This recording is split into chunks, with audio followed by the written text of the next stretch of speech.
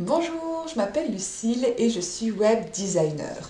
J'accompagne les entrepreneuses à créer un site web à leur image. Simple, clair, authentique, avec une stratégie marketing qui réponde vraiment à leurs valeurs. Parce qu'on n'est pas des marchands de tapis et qu'on a toutes des domaines d'expertise différentes. Moi, je travaille souvent avec des entrepreneuses du bien-être et de la spiritualité qui ont parfois du mal à trouver quelqu'un qui les comprenne et qui puisse créer un site web qui leur correspond parfaitement.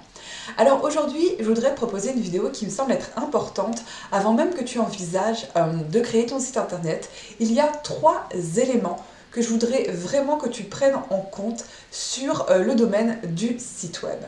L'élément numéro 1, c'est que ton site web ne t'appartiendra jamais vraiment et totalement. Ça, c'est un point que beaucoup de gens ne soupçonnent même pas. Mais en fait, quand tu décides de créer un site web, tu vas acheter un nom de domaine et un hébergeur sur lequel tu vas héberger tout ton site web. Et bien cet hébergeur, c'est lui le propriétaire complet de ton site web. Il y a quelques semaines, l'un des hébergeurs les plus connus en France, OVH, a eu un gros souci. Ils ont eu un énorme incendie dans leur succursale de Strasbourg, il me semble. Et en fait, beaucoup de leurs serveurs ont brûlé. Et de ce fait, beaucoup de personnes ont perdu leur site web. Ce sont des choses qui peuvent arriver parce que, en fait, si tu veux avoir ton site web qui t'appartienne à toi, il faudrait que tu puisses avoir des serveurs. On est d'accord, c'est pas donné à tout le monde de pouvoir avoir ses propres serveurs. Seules quelques grosses entreprises du style Facebook, Instagram, tous les pontes de la Silicon Valley, eux, ont les moyens de pouvoir avoir des hébergeurs sur lesquels ils hébergent à peu près toutes leurs informations et toutes leur site web. Nous, comme tout le monde, on loue en fait notre nom de domaine chez ces hébergeurs et c'est eux qui décident de ton site web. Et donc, c'est un élément à prendre en compte qui est très important. Un autre élément dont je t'ai parlé aussi, c'est que ton site internet, tu le loues. Tu le loues pour 1 an. Tu regarderas si tu as déjà, je ne sais pas, peut-être loué ton site web chez un hébergeur. Donc ton site web va être loué pour 1 an, donc tu payes, je ne sais pas, une trentaine d'euros pour la location pour 1 an. Et donc il est très très très important de ne pas oublier la date butoir de renouvellement de ton site web.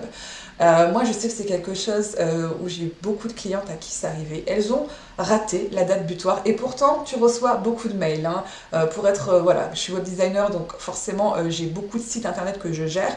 Et quand la date butoir d'un de mes sites internet arrive à échéance, je crois 3 mois, 2 mois, 1 mois, 15 jours, une semaine, enfin tu vas recevoir un mail à peu près à chaque semaine et mois pour t'informer que voilà la date butoir, il est temps de renouveler ton nom de domaine. Donc il faut aller sur le site, il faut payer la location d'une nouvelle année. Et donc ça, ce sont des points très très importants parce que si tu loupes la date butoir, et bien ton site internet, tu le perds. Et tout ce que tu as créé dessus, tu le perds. Donc c'est arrivé à plusieurs de mes clientes, bien avant qu'on travaille ensemble. Elles ont voulu tout faire par elles-mêmes et elles ont loupé cette date butoir. Elles ont perdu l'intégralité de leur site internet. Des fois, tu peux avoir un battement d'1 mois sur lequel tu peux peut-être racheter ton site internet bien plus cher que ce que tu l'as acheté à la base. C'est-à-dire que, admettons que tu as un site internet qui t'est revenu à 30 euros pour l'achat du nom de domaine. Si tu as perdu donc ton site internet parce que tu n'as pas renouvelé le nom de domaine, eh bien cela peut arriver sur des centaines ou des milliers d'euros pour pouvoir le racheter parce que peut-être que d'autres personnes... En fait, une fois que tu le perds, il est mis aux enchères. Il est mis aux enchères et en fonction du nom de ton site internet, s'il est intéressant, important, en fonction de son référencement, donc c'est-à-dire de sa position sur Google, il y a des personnes qui vont être intéressées pour le racheter. Et il y a des personnes pour qui c'est le business de racheter des sites internet que des gens ont oublié de renouveler et de leur revendre derrière, moyennant parfois quelques centaines, parfois quelques milliers d'euros. Donc c'est un point vraiment, vraiment très important à prendre en compte. Ton site internet ne t'appartient pas complètement et il est loué pour 1 an. Donc bien penser tous les ans à renouveler ton nom de domaine et à le racheter pour une année supplémentaire. Autre élément important, je te parlais un petit peu de référencement juste avant, donc c'est comment positionner ton site internet dans les recherches Google.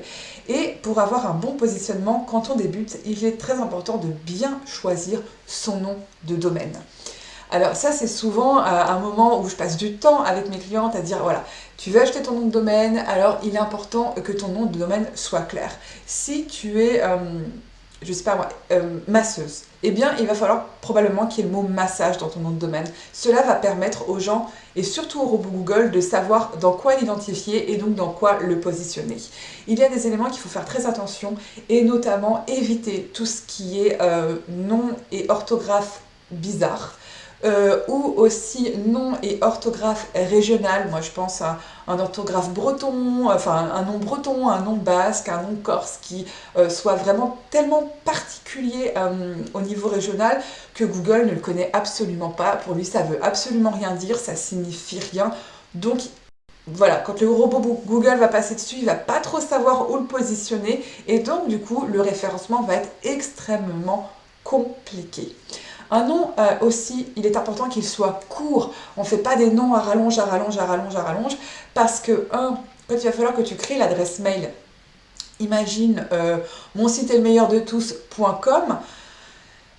Imagine-toi que si tu n'es pas encore bien référencé, que les gens doivent taper le nom de ton site sur internet pour pouvoir te trouver, bon, et bien ils vont aller chercher le plus simple parce que le plus court et le plus facile aussi à référencer. Plus ton site internet, enfin le nom va être long et compliqué, plus tu auras des difficultés à le référencer. Et si le référencement aujourd'hui n'est pas forcément quelque chose auquel tu t'intéresses, sache que dans quelques temps, quand tu auras un site internet qui va bien fonctionner, quand tu auras des premières ventes en ligne, quand tu vas commencer à te faire une belle clientèle, tu vas avoir besoin de le référencer pour pouvoir attirer toujours plus de clients, que ce soit dans ta localité, en fonction de ton domaine d'expertise, si tu travailles plus avec des personnes dans ta localité, ou même en France, il est très très très important que ton site internet, et du moins son nom, soit logique en fonction du domaine sur lequel tu travailles. Voilà, et bien écoute, j'espère que toutes ces petites informations t'ont aidé parce qu'il y a beaucoup d'informations comme ça qu'on ne connaît pas et qu'il est important de savoir avant même de créer ton site web. Je t'invite à me laisser un gros pouce bleu et puis surtout partage. N'hésite pas à partager cette vidéo parce que je suis certaine qu'il y a des personnes qui n'ont absolument aucune idée de ces choses-là et qui serait bon de savoir. En attendant, si tu as pour projet de créer un site web et si tu as envie de te faire accompagner par une web designer, n'hésite pas à venir voir mon travail. Je te mets le lien de mon site web en barre d'infos et je serai très ravie de collaborer avec toi sur ton futur projet. Je te dis à très bientôt. Ciao!